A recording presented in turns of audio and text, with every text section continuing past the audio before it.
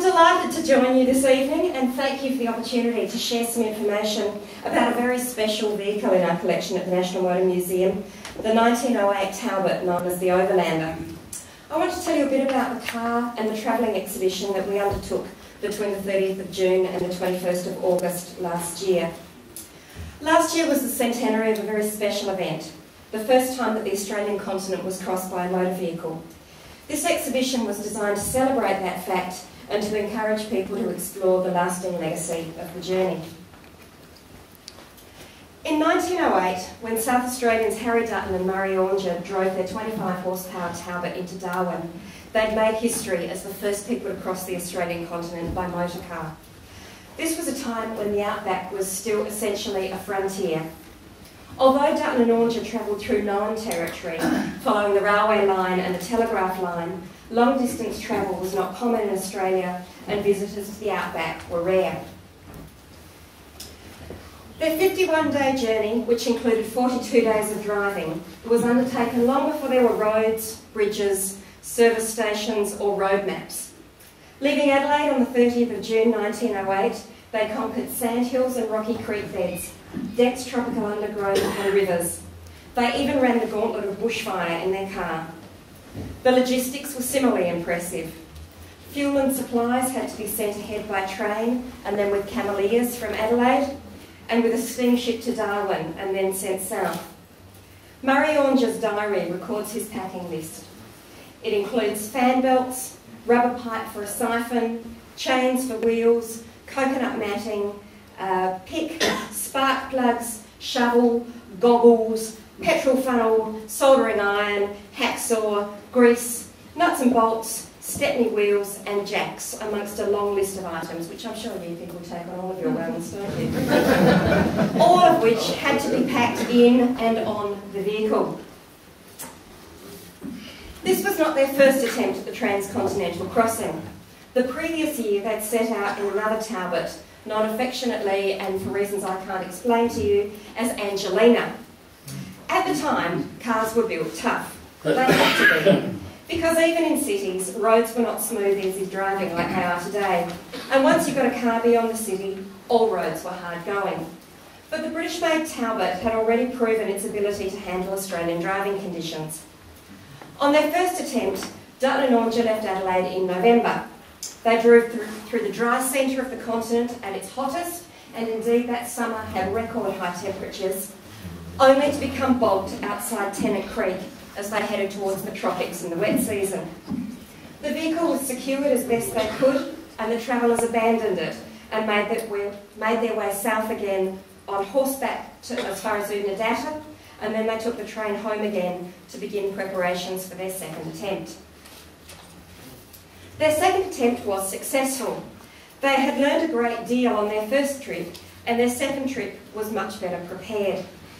For example, on their first trip, at one stop their fuel cans had been left in the sun and they exploded, meaning that they didn't have enough fuel to get to their next fuel stop.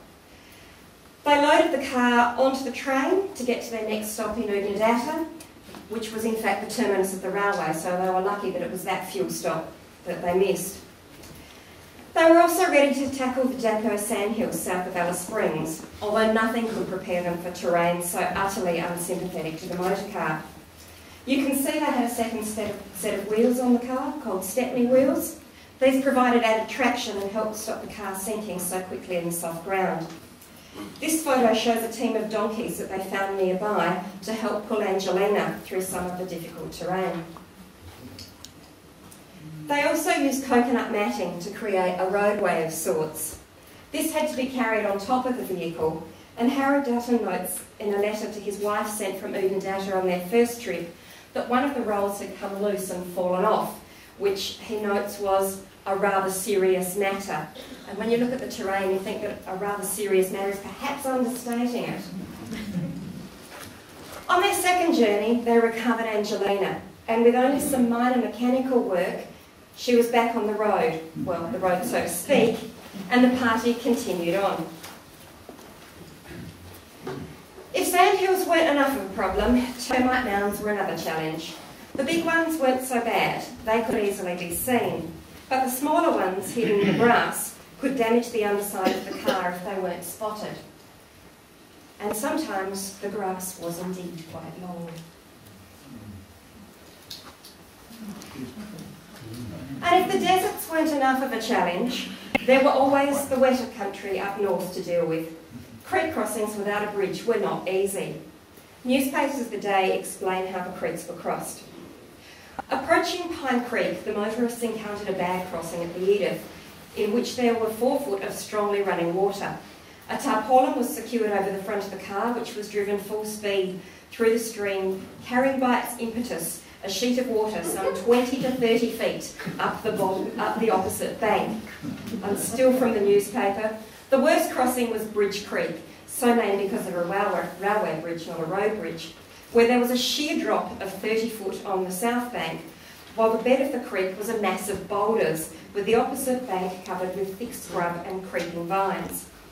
A rough cutting was made on the south bank, and once in the bed of the creek, the car was sent full speed across the boulder-strewn bed of the creek in a shower of sparks from the steel-studded tyres and forced up the steep bank on the opposite side. But you people know all about that from your rounds. Progress was very slow along some sections. In their 42 days of driving, they averaged only about 80 kilometres per day, often considerably less. Their fastest progress was as they approached Daly Waters, and they discovered that they were surrounded by a bushfire.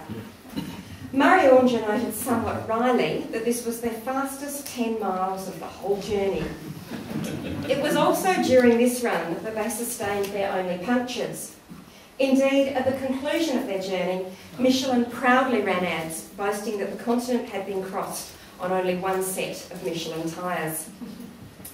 Getting through the jungle outside Darwin was a bit of a nightmare too. The travellers mentioned the showers of green ants and other insects dislodged from their nests overhead. So how did they get home? They proved that the Outback was no match for the mighty motor car, so they turned around and drove home. Not likely.